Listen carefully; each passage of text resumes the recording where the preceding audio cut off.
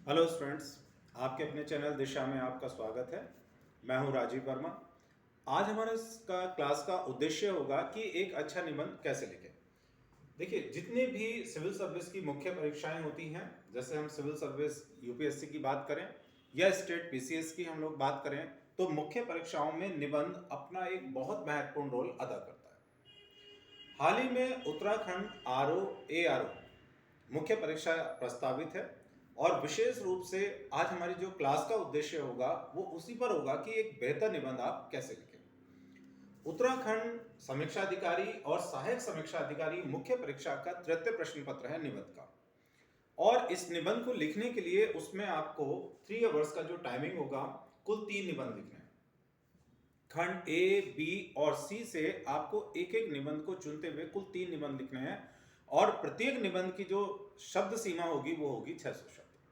जो प्रथम आपके पास खंड होगा उसमें साहित्य, संस्कृति, सामाजिक क्षेत्र और राजनीतिक क्षेत्र से संबंधित कुछ विषय पर निबंध आपको दिए जाएंगे, 3 विषय, और उसमें से एक निबंध आपको मतलब अपना चूज करते हुए लिखना है। जो बी खंड के अंतर्गत होगा उसमें विज्ञान, प्रौद्योगिकी, पर्यावरण, आर्थिक क्षेत्र, कृषि और व्यापार से संबंधित निबंध बनाकर दिए जाएंगे निबंध, उसमें से कोई एक निबंध आपको चुनना है। और सी के अंतर्गत आपको राष्ट्रीय अंतर्राष्ट्रीय घटनाक्रम, डिजास्टर मैनेजमेंट से संबंधित और कोई भी राष्ट्रीय विकास योजनाओं से संबंधित विषयों पर निबंध बनाने हैं और यहां से भी आपको एक निबंध चुनना। तो इस तरह से अगर हम लोग बात करेंगे तो कुल मिलाकर आपको 3 निबंध लिखने हैं और प्रत्येक निबंध जो है आपको 600 शब्दों में लिखना है। कुल समय आपको जो है 3 घंटा दिया जाएगा। अब हमारा विषय ये होगा, चाहे आप उत्तराखंड आरओ एआरओ मुख्य परीक्षा देने जा रहे हैं या मान लीजिए उत्तर प्रदेश स्टेट पीसीएस में कोई निबंध लिखने जा रहे हैं या अन्य कोई और कहीं भी एग्जाम में आप निबंध लिखने जा रहे हैं, तो निबंध लिखते हुए आप किन चीजों का ध्यान रखें और एक अच्छा प्रभावपूर्ण निबंध कैसे लिखें, आज का हमारा उद्देश्य यही है। चलिए शुरुआत करते हैं। देखिए, जब हम निबंध को लेते हैं तो आखिर हम क्या समझते हैं कि निबंध को एक बढ़िया ढंग से कैसे लिखा जाए। निबंध का जो शाब्दिक अर्थ है वो है निबंध, यानी कि बंधन रहित। वास्तव में देखा क्या जाता है, निबंध लिखवाने का मुख्य उद्देश्य ये होता है कि आप अपने विचारों को क्रमबद्ध रूप से प्रस्तुत कीजिए और उसकी भाषा जो है वो एक बेहतर भाषा होनी चाहिए। निबंध को लिखते समय आप इन 3 चीजों का विशेष रूप से ध्यान रखेंगे। पहले शुरुआत हम इसी से करेंगे। पहली चीज होगी, निबंध जब लिख रहे हैं तो उसकी 3 बॉडीज हम निबंध की बना लेते हैं, 3 भागों में उसको विभाजित कर लेते हैं। पहला भाग हमारे पास है प्रस्तावना, यानी एक परिचय, जिस विषय पर हम निबंध लिखने जा रहे हैं। दूसरा भाग होगा हमारे पास उस निबंध का मुख्य भाग, असली जो चीजें लिखनी है वो यहीं पर लिखनी है, और फिर अंत में होगा उसका उपसंहार। प्रस्तावना कैसी होनी चाहिए? तो प्रस्तावना एक संक्षिप्त होनी चाहिए। जिस विषय पर आप निबंध लिख रहे हैं उस पर लिखेंगे क्या आप, तो पहले जो प्रस्तावना होगी उस विषय से संबंधित, मान लीजिए भारत में आप आपदा से संबंधित निबंध लिख रहे हैं, तो उस पर एक प्रस्तावना जब बनाएंगे तो वो संक्षिप्त हो, भाषा बढ़िया कसी भी आपके पास और प्रभावपूर्ण हो। कई बार कुछ निबंध ऐसे भी आते हैं जो किसी संस्कृति, साहित्य से संबंधित निबंध है, जैसे मान लीजिए कबीर पर निबंध आ गया आपके पास लिखने के लिए, है ना, भारत के किसी दर्शन जैसे विषय पर निबंध आ गया, तो आप चाहें तो ऐसे निबंध का प्रारंभ किसी कथन, उक्ति, लोकोक्ति जैसी चीजों से कर सकते हैं, वो भी काफी प्रभावपूर्ण होता है। अब मुख्य जो मेन आता है आपके पास मुख्य भाग, यहां ये निबंध का सबसे बड़ा भाग होता है। यहां लिखते हुए आप अपने विचारों को क्रमबद्धता प्रदान करेंगे और अंत में जब निबंध हम लिखते हैं तो हमें क्या करना है, उपसंहार में निबंध को संक्षिप्त करना है। संक्षिप्त करने का मतलब है जितना भाग आपने ऊपर लिखा है उस भाग को संक्षिप्त करते हुए निबंध अगर समस्या प्रधान है तो उसकी समस्या का समाधान आप प्रस्तुत करेंगे या फिर निबंध में एक कंक्लूजन देंगे कि कुल मिलाकर हमने इसमें क्या जाना। जब हम निबंध को इस प्रकार से 3 भागों में बांटकर लिखते हैं तो पहली चीज होती है कि निबंध, जब हमारे सामने कोई क्वेश्चन पेपर होता है तो उस क्वेश्चन पेपर में निबंध को हम पहले किस तरह से चूज करें। देखिए, अगर हमारे सामने कई विषयों से संबंधित निबंध आ रहे हैं, जैसे कृषि से संबंधित निबंध है, कोई साहित्य संस्कृति से संबंधित निबंध लिखने के लिए आया, आपदा से जुड़ा हुआ निबंध हमारे पास लिखने के लिए आ रहा है, तो आप कैसा निबंध चुनें। तो पहला जो सावधानी आप ये रखिए कि जिस विषय पर आपकी पकड़ हो, जिस पर आपकी भाषा की पकड़ बढ़िया हो, आपके विचारों की पकड़ आपके पास बढ़िया होनी चाहिए, प्राय वो विषय आप सबसे पहले चुनिए। जल्दबाजी मत करिए। कई बार क्या करते हैं छात्र, ये करते हैं कि हम कठिन विषय चुन लेते हैं और हम मान के चलते हैं कि बाकी सब तो आसान लिख रहे होंगे, हम कठिन चुन लेते हैं तो हमें ज्यादा नंबर मिलेगा। लेकिन हम थोड़ा सा लिखने के बाद आगे उस विषय पे फंस जाते हैं, हमारे पास विचार नहीं होते या उसके शब्द नहीं होते हमारे पास, ठीक है। तो निबंध, आप ये मत सोचिए कि ये हल्का निबंध है या ये भारी निबंध है। आप उस विचार पर पहले अपनी पकड़ रखते हो, उस पर ढंग से आप लिख सकते हो, तो वो निबंध आप चूज करिएगा। और फिर उसके बाद एक रफ पेपर पर लेकर उसकी एक ड्राफ्टिंग बनाइए। मतलब आप उसमें क्या विचार देंगे। मान लीजिए आपको लिख रहे हैं कबीर पर निबंध लिखने जा रहे हैं ना, तो कबीर पर क्या विचार देंगे। कबीर के सामाजिक सुधार किस प्रकार के हैं, आर्थिक सुधार किस प्रकार के हैं, धार्मिक सुधार किस प्रकार के, कबीर ने किस तरह की बात की। अगर आपको उनसे संबंधित कोई कथन याद है कबीर के, ठीक है, या उनके कोई ऐसी बातें प्रमुख है जिसे कथन के रूप में दिया जा सकता है, तो वो बहुत अच्छी बात है। तो इसीलिए मैं कह रहा हूं कि जब भी कोई निबंध आप चुने तो पहले देखें कि आपकी खुद का विचार, आपकी पकड़, आपका ज्ञान उस पर है या नहीं है, पहला कार्य। दूसरा ये कार्य होता है कि निबंध के लिए एक रफली ड्राफ्टिंग आप तैयार करिए। भाई हमें इसमें क्या देना, उपसंहार में हम क्या देंगे, मुख्य भाग में हम क्या देंगे, और इसके उपसंहार में लगभग हम क्या देंगे। तो थोड़ा सा एक ड्राफ्टिंग में हम इसको तैयार करें। अब ये बात आती है कि निबंध की भाषा कैसी होनी चाहिए। अगली बात तो देखें, निबंध में बहुत अलंकारिक भाषा यानी डेकोरेटिव, बहुत ज्यादा क्लिष्ट शब्द नहीं प्रयोग करने चाहिए, बहुत ज्यादा तथ्यों का प्रयोग आप ना करें।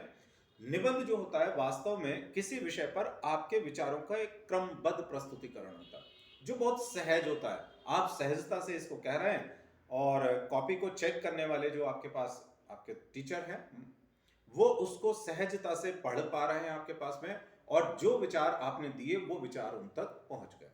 तो निबंध में सहजता का होना बहुत जरूरी चीज है, और उसके बाद विचारों का क्रमबद्ध प्रस्तुतिकरण होना चाहिए। कई बार क्या होता है कि हमारे विचार जो है पहले एक भाग आ गए, फिर कोई दूसरे आ गए, तो वो तालमेल नहीं बैठता, तो उससे पढ़ने वाले को भी मजा नहीं आता। जैसे एक फिल्म की स्टोरी होती है, हम 2-3 घंटे लगातार देखते हैं, तो उसमें क्रमबद्धता होती है। अगर क्रमबद्धता उसमें भी ना हो तो वो भी हमें देखने में बढ़िया नहीं लगेगी। तो जैसे फिल्म की क्रमबद्धता होती है, वैसे एक नियम की भी, निबंध की भी क्रमबद्धता होना आवश्यक है। निबंध लिखते समय आप अपना क्वेश्चन पेपर जो है सामने ही रखिए, ताकि निबंध के साथ साथ आपके विचार बने रहे। निबंध से भटकाव नहीं होना चाहिए। कई बार है कि हम निबंध लिख रहे हैं, एक पेज हमने लिख लिया और फिर उसके बाद धीरे धीरे विचार हमारे भटकने शुरू हो जाते हैं, कहां से चले थे और पहुंच गए हम लोग कहां पर।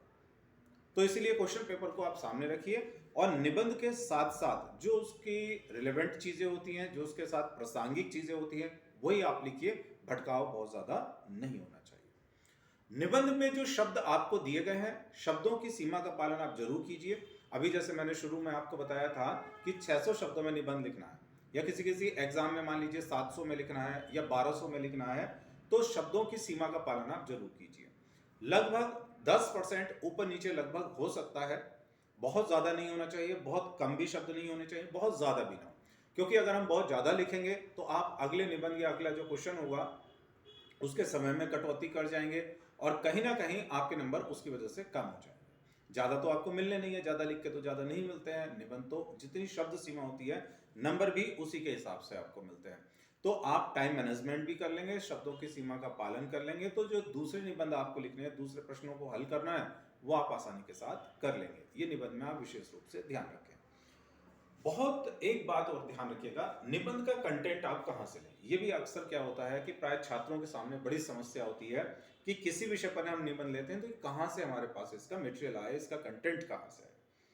देखिए, वैसे तो बाजार में बहुत सारी पुस्तकें बिकती हैं निबंध की, और जब भी कोई परीक्षा होती है, जैसे मैंने अभी उत्तराखंड आरओ के संदर्भ में बात करूं, या उत्तर प्रदेश की कई परीक्षाएं होती रहती हैं मेंस की, तो उस समय परीक्षार्थी क्या करते हैं, उन किताबों को खरीद लेते हैं और उसी के हिसाब से अपना निबंध लिखते हैं। ये बहुत उचित इसलिए नहीं है क्योंकि निबंध में एक जो वेरिएशन आना चाहिए, निबंध में जो एक प्योरिटी आपकी आनी चाहिए, वो नहीं आती है। प्राय क्या होता है कि अगर 1000 स्टूडेंट्स ने उस एक जैसी किताब को खरीदा, तो सबके निबंध की भाषा शैली, लिखने का जो तरीका होगा वो एक जैसा होगा। अब आप जानिए कि जब एग्जामिनर के सामने आपकी कॉपी जाएगी, आपकी जैसी 10 कॉपी जाएंगी, खूब सारी कॉपी एक साथ जाएंगी, तो समझ में नहीं आ जाएगी ये बात। क्या क्या बात है कि सबका विषय भी एक ही जैसा है, भाषा शैली भी एक ही जैसी है आपके पास में है, तो वो क्या होगा, एग्जाम नंबर भी आपको लगभग average average average average number आपको मिलते जाएंगे, 40% 50% के बीच में नंबर मिलेगा। आप किसी किताब से निबंध के विषय को तो चुन सकते हैं। हमने मार्केट से कोई किताब लिखी भाई कि इसमें ये 10 20 100 150 निबंध दिए गए हैं, तो हम उनसे उसका सब्जेक्ट से चुन सकते हैं। उसमें से ये भी देख लेंगे कि हाँ क्या मटेरियल इसमें दिया जाता है, लेकिन आप सेम टू सेम कॉपी नहीं करिए, उसको सेम टू सेम कॉपी नहीं करिए। आप उस विषय को चुनने के बाद उसकी जो भाषा आप ले रहे हैं, उसका जो कंटेंट आप ले रहे हैं, उसमें अपनी तरफ से भी तो दीजिए, अपनी भाषा तो दीजिए। आपने जो कुछ पढ़ा होगा, अपनी पुस्तकों से पढ़ा होगा, या मान लीजिए न्यूज़पेपर से आप पढ़ते हैं, तो वो मैटर भी आप उसमें प्रदान करिए। इससे क्या होगा, आपका निबंध दूसरों से अलग बनेगा, आपकी भाषा होगी, आपका अपना मैटर होगा, तो उसकी ओरिजिनलिटी एक अलग ही बात होगी। वो जब भी कॉपी चेक करने वाले होंगे, उन पर जो उसका प्रभाव होगा, वो प्रभाव दूसरों से आपका जो प्रभाव होगा वो काफी अच्छा, बहुत अच्छा प्रभाव उस समय निकल कर आएगा। तो निबंध में एक ओरिजिनलिटी दीजिए। बहुत ज्यादा तथ्य मत दीजिए, तथ्य उतने ही दीजिए जितना आवश्यक हो, बहुत ज्यादा का मत दीजिएगा, ठीक है। तो ये आप अपना ध्यान रखिए। रोज न्यूज़पेपर जरूर पढ़िए, क्योंकि न्यूज़पेपर से न केवल हमारी राष्ट्रीय अंतर्राष्ट्रीय घटनाक्रमों की जानकारी आपके पास पहुंचती है, बल्कि एडिटोरियल, और एडिटोरियल के साथ कई बार धर्म दर्शन या इस तरह के विषयों पर बहुत सारे ये कहिए कि आर्टिकल्स लिखे हुए आते हैं, उनको आप पढ़ेंगे तो उस पर भी जानकारी बढ़ेगी। जैसे मान लीजिए हम कोई हिंदू पेपर पढ़ रहे हैं, तो राष्ट्रीय अंतर्राष्ट्रीय घटनाक्रमों से आप वाकिफ हो गए। मैंने मान लीजिए कोई संस्करण हिंदी पेपर का पढ़ा, कोई भी पेपर है, मैं किसी पेपर के बारे में नहीं बता रहा, तो कोई भी हमने हिंदी का न्यूज़पेपर पढ़ा, तो उसमें मैं भी देखता हूँ कई बार धर्म दर्शन की जानकारी आती है, स्वामी विवेकानंद के बारे में हमने पढ़ा, ठीक है। तो ऐसी चीजें जब हम जाकर पढ़ रहे हैं यहाँ पर, तो आपके पास विचार रहेंगे। जब भी कोई इस तरह का निबंध आएगा, आप आसानी के साथ उसको लिख लेंगे। तो थोड़ा समाचार पत्रों को आप पढ़ते रहिए, उससे क्या होगा, निबंध आपका अपडेट भी बना रहेगा और कंटेंट भी आपके पास बहुत अच्छा रहेगा। तो इस तरह से हम निबंध को लिख सकते हैं, और आप रोज उसकी कहीं ना कहीं प्रैक्टिस भी लगातार करते रहिए, क्योंकि लगातार निबंध आप लिखते रहेंगे तो जब मुख्य परीक्षा में लिखने जाएंगे तब आपको उस तरह की समस्या नहीं होगी, एक अच्छा निबंध आप लिख सकते हैं। तो आज के लिए हमारा इस क्लास में इतना ही विषय रहेगा, आगे किसी और विषय पर हम लोग चर्चा करेंगे। धन्यवाद।